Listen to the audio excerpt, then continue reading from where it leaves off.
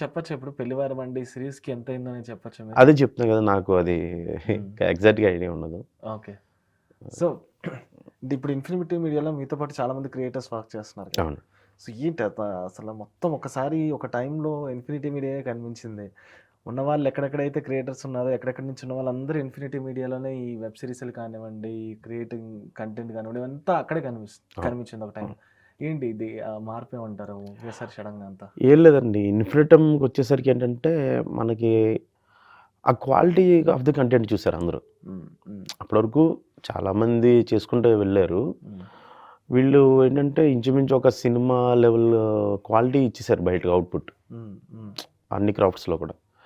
అప్పటికి కొంచెం 'షణ్ముఖ్' లాంటి వాళ్ళు పెద్ద అంటే కొంచెం ఫాలోయింగ్ ఉన్న క్రియేటర్స్‌తో చేయడం జనాల్లోకి బాగా రీచ్ ఎక్కువ వెళ్ళిపోయింది. హ్మ్. హ్మ్. వెళ్ళిపోయిన తర్వాత ఎక్కడ కూడా క్వాలిటీ కాంప్రమైజ్ అవ్వకూడదనే ఇదిలో హ్మ్. వాళ్ళు పెట్టిన దానికి అంటే మిగిలిన వాళ్ళు అదే ఎఫర్ట్ పెడుతున్నారు. మిగిలిన చోటకి అదే జరుగుతుంది గానీ, క్వాలిటీ చూపిచ్చారు వీళ్ళు. హ్మ్.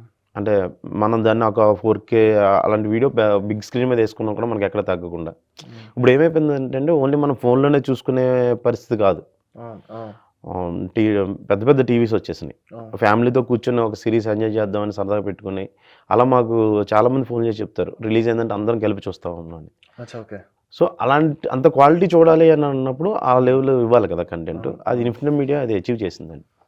అప్పుడు మిగతా క్రియేటర్స్ అందరూ కూడా అరే! మేము ఇన్ఫినిటీలో చేస్తే బావుంటది. మాకు కూడా ఇలాంటి క్వాలిటీగా ఉంటది కదా! ఇక్కడ చేస్తే ఒక సినిమాలేమైనా మాకు వర్కౌట్ అవుతాయి హ్మ్. కదా! అనే ఇదిలో అందరూ నాకు తెలిసి అలా అలా అప్రోచ్ అయిన వాళ్ళే అందరూ. సో, మీరిప్పుడు వర్క్ చేశారు కాబట్టి మీ టీమ్ గురించి తెలుసు కదా! అంటే ప్రసాద్ గారు, మీరు గాని, అవునండి. మిగతా అవును. Team caste and crew. ఒక వెబ్ సీరీస్ ఎగ్జిక్యూటింగ్ ఎలా అవుతది ఇన్ఫినిటీ మీడియాలో? ఆ! మీరు స్టార్టింగ్ నుంచి అది వచ్చేదాకా ఎగ్జిక్యూటింగ్ ప్రాసెస్ ఎలా ఉంటది తెలుసా మీకు? అది ఇప్పుడు ఎట్లా ఉంటదంటే అండి, ఇప్పుడు ఆహ్, ఇప్పుడు ఒక్కొక్క క్రియేటర్ పేరు మీద ఒక ఛానెల్ ఉంటదండి జనరల్‌గా. హ్మ్. అలా కాకుండా కంపెనీ పేరు మీద కొన్ని ఛానెల్స్ ఉంటాయి. అవును. ఇప్పుడు 'జేడీవీ ప్రసాద్' నా ఛానెల్ ఉంది. హ్మ్. కంటెంట్ మీద నా డెసిషన్ ఉంటది. అంటే ఓకే. కంపెనీ వాళ్ళతో మాట్లాడుకొని ఇంకోటి వేరే దానికి మిగతా క్రియేటర్స్ అంటే ఛానెల్ లేకుండా ఉన్న క్రియేటర్స్ కొంతమంది ఉంటారు. అంటే ఓకే. ఇన్‌ఫ్లుయెన్సర్స్ లాగా హ్మ్. ఇట్లాగా. హ్మ్.